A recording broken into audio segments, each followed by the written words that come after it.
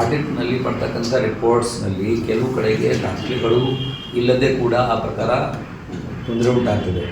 ಆ ದಾಖಲೆಗಳನ್ನೆಲ್ಲ ಚೆಕ್ ಮಾಡಿಕೊಂಡು ನಾವು ಬರೀತಾ ಹೋಗ್ತೀವಿ. ಅದು ಇವತ್ತು ಇಲ್ಲ, ಇದು ಬಂದಿದ್ದು ಪೇಪರ್ನಲ್ಲಿ ಒಂದು ವಾರ ಹಿಂದೆ ಬಂದಿದೆ. ದಟ್ ಇದನ್ನು ವಿಜಯನಗರದಲ್ಲಿ ಡಬಲ್ ಪೇಮೆಂಟ್ ಆಗಿದೆ ಕಸಕ್ಕೆ ಸಂಬಂಧಪಟ್ಟಂತೆ ಇತ್ಯಾದಿ ಇತ್ಯಾದಿ.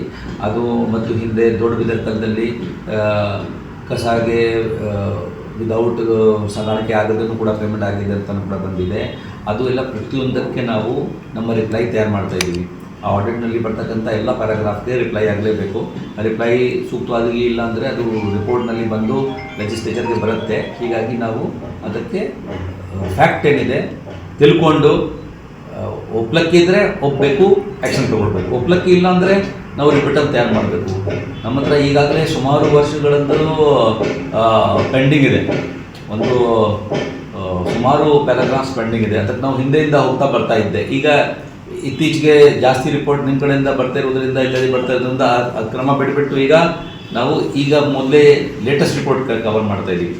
ನಮಗೆ ಏನಾಗ್ತದೆ, ಹಳೆಯದು ರಿಪೋರ್ಟ್ಸ್ ಕವರ್ ಆಗದೇ ಇರೋದ್ರಿಂದ ಅದಕ್ಕೆ ನಾವು ಗಮನ ಕೊಟ್ಟು ಅದಕ್ಕೆ ಮುಗಿಸ್ತಾ ಇದ್ದೆ. ಇತ್ತೀಚೆಗೆ ನಾವು ಡಿಸಿಷನ್ ತೊಗೊಂಡಿದ್ದೀವಿ, ಈಗ ದಿನನಿತ್ಯ ಬರ್ತಾ ಇರುತ್ತೆ, ನಾವು ಕರೆಕ್ಟಾಗಿ ರಿಪೋರ್ಟನ್ನು ಮಾಡಬೇಕು ಅಂತ ಆದರೆ ಮೊದಲೇ ಈಗ ಲೇಟೆಸ್ಟ್ ಏನು ಬರ್ತಾ ಇದೆ ಅಲ್ಲಿಂದ ಹಿಂದಕ್ಕೆ ಹೋಗಬೇಕು ಅಂತ ಡಿಸೈಡ್ ಮಾಡಿ ಈಗ we have started checking all the audit reports from the last year onwards ಹಿಂದಕ್ಕೆ ಹೋಗ್ತಾ ಇದೆ. ಸರ್, ವೈಟ್ ಟ್ಯಾಪಿಂಗ್ ಒಂದು ಹೇಳಿ ಸರ್. ಹೊಸದಾಗಿ 14 ಕಡೆನಲ್ಲಿ ವೈಟ್ ಟ್ಯಾಪಿಂಗ್ ಎಲ್ಲೆಲ್ಲಿ ಬರ್ತಾ ಇದೆ?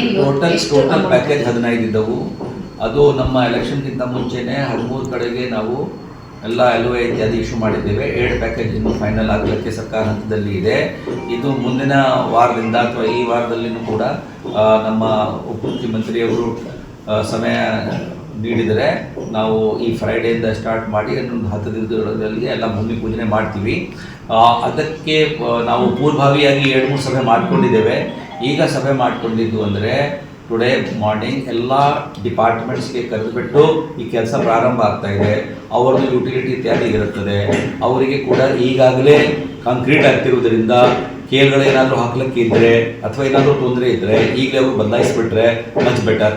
ಮತ್ತು ಸ್ವಲ್ಪ ಡಿಸೈನ್ನಲ್ಲಿ ವ್ಯತ್ಯಾಸ ಮಾಡಿದರೆ ಈಗ ಪ್ರತಿಯೊಂದು ಮನೆಗಳಿಗೆ ಒಂದು ಬದಿಯಿಂದ ಬೇರೆ ಬದಿಗೆ ಕೊಡಲಿಕ್ಕೆ ರೋಡ್ ಕಟ್ ಮಾಡಲಿಕ್ಕೆ ಆಗೋದಿಲ್ಲ ಅಂತ ಕ್ಲಿಯರ್ ಆಗಿ ಹೇಳಿದ್ದೀವಿ.